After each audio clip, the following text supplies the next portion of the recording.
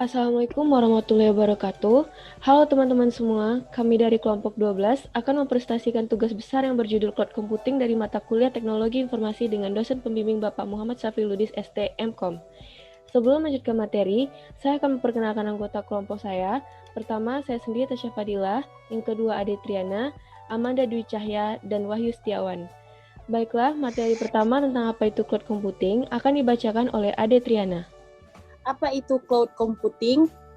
Menurut Peter Mel dan Timothy Greens, definisi cloud computing adalah sebuah model yang memungkinkan untuk ubiquitous atau dimanapun dan kapanpun, nyaman, on-demand akses jaringan ke sumber daya komputasi, contoh jaringan, server, storage, aplikasi, dan layanan, yang dapat dengan cepat dirilis atau ditambahkan. Computing adalah cara penggunaan sumber daya komputer berdasarkan bisnis model sewa atau bayar sesuai dengan pemakaian, tanpa pengelolaan aktif langsung oleh pengguna.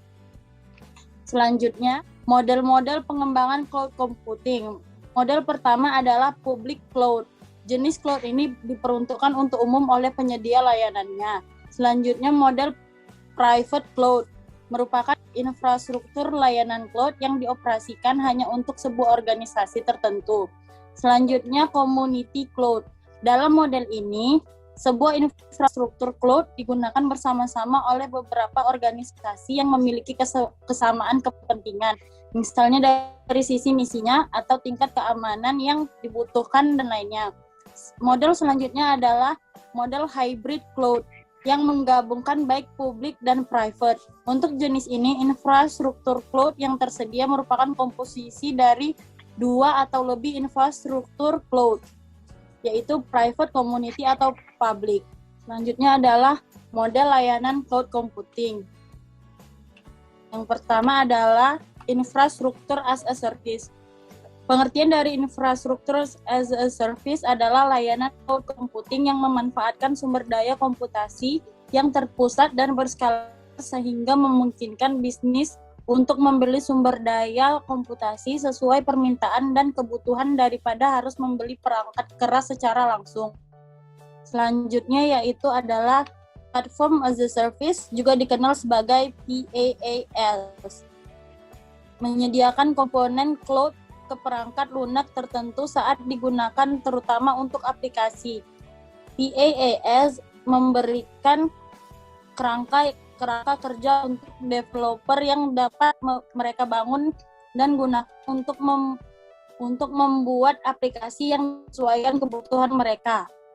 Selanjutnya, yang terakhir adalah software as a service. Software as a service atau SaaS mewakili pilihan yang paling umum digunakan untuk bisnis di pasar. SaaS menggunakan internet untuk mengirimkan servis aplikasi kepada pengguna, di mana aplikasi ini dikelola oleh vendor pihak ketiga. Oke, selanjutnya saya serahkan kepada pemateri selanjutnya, yaitu Amanda. Manfaat cloud computing. Berikut adalah manfaat cloud computing. Yang pertama, skalabilitas. Cloud computing dapat menambah kapasitas penyimpanan kita tanpa harus membeli peralatan tambahan. Yang kedua, aksesibilitas. Cloud computing dapat mengakses data kapanpun dan dimanapun kita berada, asal kita terkoneksi dengan internet. 3. Keamanan.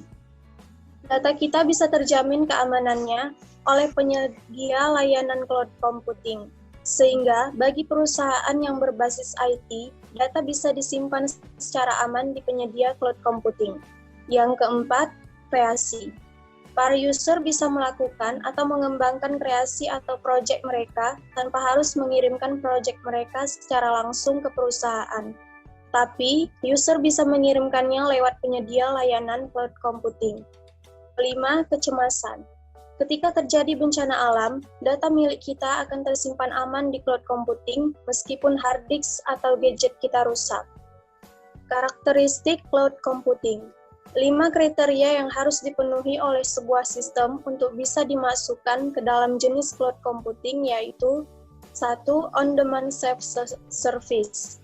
Seorang pelanggan dimungkinkan untuk secara langsung memesan sumber daya yang dibutuhkan, seperti prosesor time, dan kapasitas penyimpanan melalui kontrol panel elektronis yang disediakan. Jadi, tidak perlu berinteraksi dengan personil customer service jika perlu menambah atau mengurangi sumber daya komputasi yang diperlukan. Yang kedua, broadband network access.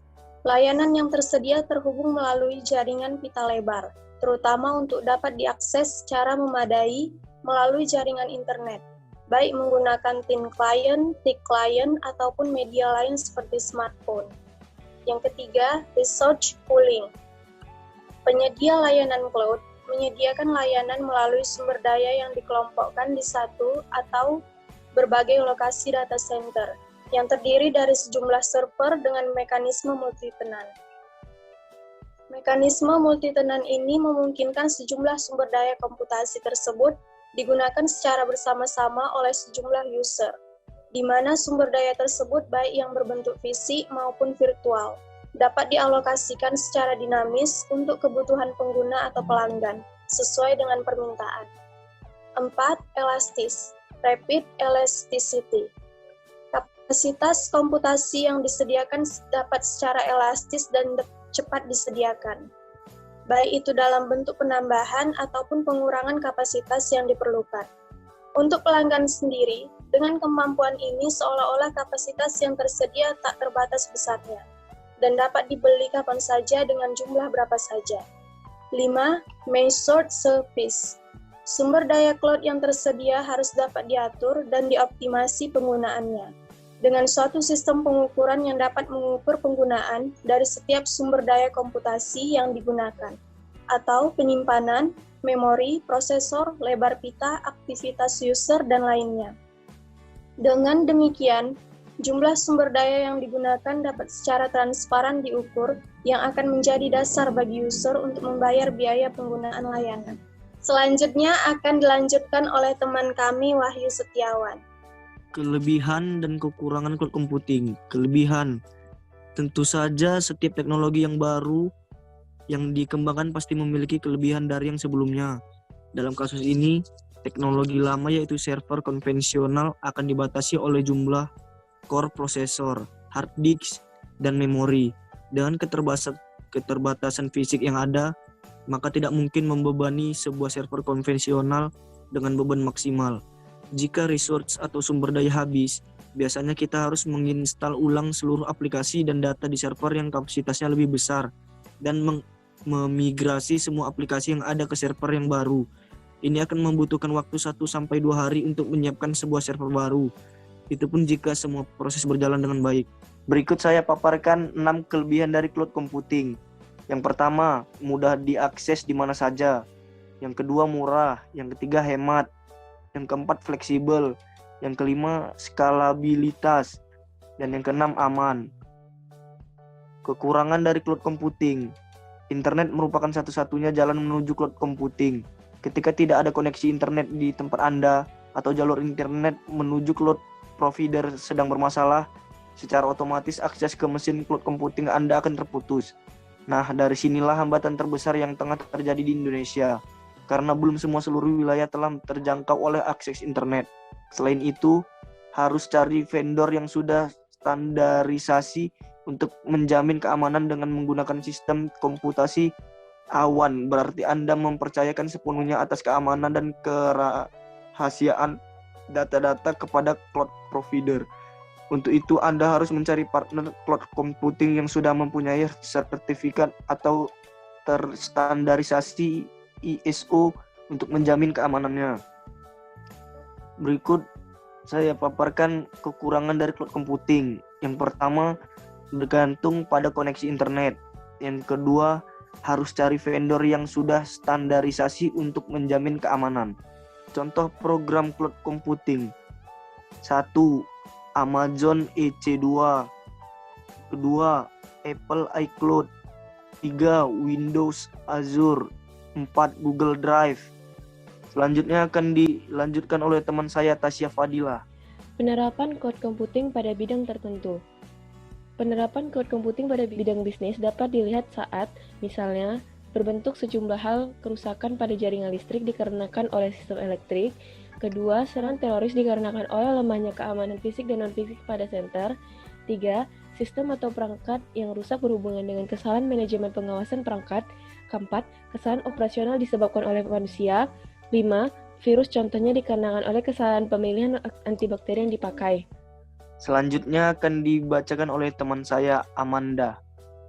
B. Penerapan cloud computing pada bidang pemerintahan. Komputasi awan ini grider dalam pemerintahan atau istilah bekennya e-government bisa menolong para staf di bidang pemerintah untuk memberikan pelayanan yang lebih baik ke masyarakat. Pemerintah dalam negara Indonesia sendiri, grider sudah menggunakan cloud computing. Contoh paling utama yaitu sebagai penyedia sumber informasi. Badan Penelitian dan Pelaksanaan Teknologi atau BPPT, grider, sudah menyediakan layanan cloud computing sebagai layanan jasa alih-daya pengelolaan TIK untuk instansi pemerintah. C. Penerapan cloud computing pada bidang militer. Bidang pertahanan dan keamanan juga termasuk dalam salah satu kegunaan komputer di sejumlah bidang. Dengan adanya komputer, setiap negara dapat memperkokoh deretan pertahanan dari serangan luar. Peralatan canggih yang ada grider bisa digunakan untuk bertahan dan menyerang juga dapat dijalankan oleh komputer. Di bidang militer, komputer dipakai untuk menjalankan senjata atau peluru kendali, untuk navigasi kapal laut dan kapal selam, untuk mengerjakan simulasi peperangan, dan melakukan pengiriman sandi rahasia militer. Negara maju seperti Amerika telah dilengkapi dengan properti satelit yang dijalankan dari bumi untuk menyelidik serta menggambarkan keadaan di permukaan bumi pada Perang Dunia Kedua dan yang terakhir dengan Irak. Amerika memakai jaringan intelijen yang dicukupi dengan teknologi komputer dan informasi modern sehingga dapat mengalahkan lawannya. D. Penerapan cloud computing pada bidang kesehatan. Komputasi awan atau cloud computing bisa dilakukan pada sejumlah bidang, salah satunya yaitu bidang kesehatan. Sekarang ini ada salah satu teknologi yang sedang dibangun dalam bidang kesehatan yaitu telemedicine. Telemedicine merupakan pelayanan kesehatan jarak jauh. Teknologi ini memungkinkan dokter berkomunikasi dengan pasien untuk melakukan bermacam layanan pengobatan dengan media internet. Telemedicine bisa diartikan sebagai alat yang bisa menolong banyak orang dengan bermacam masalah kesehatan. Sangat banyak kegunaan yang dipromosikan dalam pemakaian telemedicine, seperti halnya efektivitas waktu, biaya, dan tenaga, yaitu pasien tidak perlu untuk jauh datang ke rumah sakit yang menguras tenaga dan menghabiskan banyak waktu hanya untuk membicarakan masalah kesehatan dengan dokter. Cukup dengan menggunakan teknologi informasi seperti halnya email atau bahkan video conference dan lainnya. E. Bidang pendidikan. Cloud computing yang diterapkan di bidang pendidikan antara lain adalah Google Talk, Google Video for Education, dan Google Classroom. Semua aplikasi ini dapat lebih memudahkan guru dan siswa dalam proses belajar mengajar.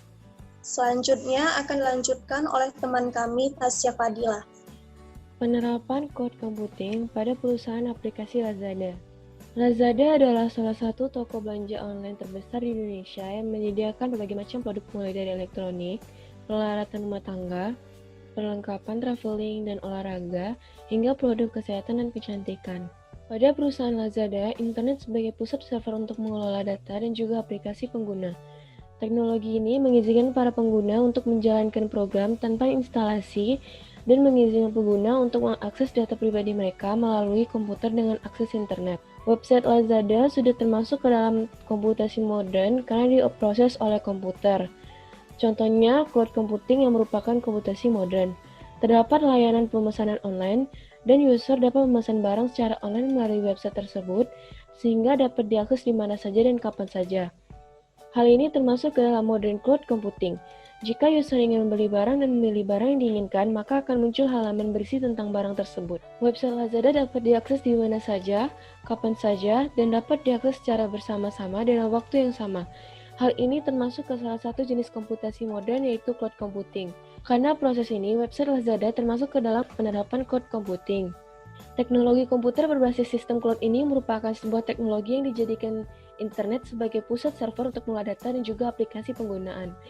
Teknologi ini mengizinkan para pengguna untuk menjalankan program tanpa instalasi dan mengizinkan pengguna untuk mengakses data pribadi mereka melalui komputer dengan akses internet. Dari penjelasan di atas, dapat dikatakan bahwa website Lazada merupakan salah satu web dengan sistem penerapan cloud computing. Oleh karena itu, website Lazada merupakan salah satu web yang sudah cukup baik untuk menyediakan berbagai macam barang yang dibutuhkan beserta info dan harganya. Baiklah, sekian dari presentasi kami tentang cloud computing. Semoga PPT kami ini dan penjelasan kami ini dapat membantu teman-teman serta dapat memenuhi tugas besar teknologi informasi. Terima kasih. Wassalamualaikum warahmatullahi wabarakatuh.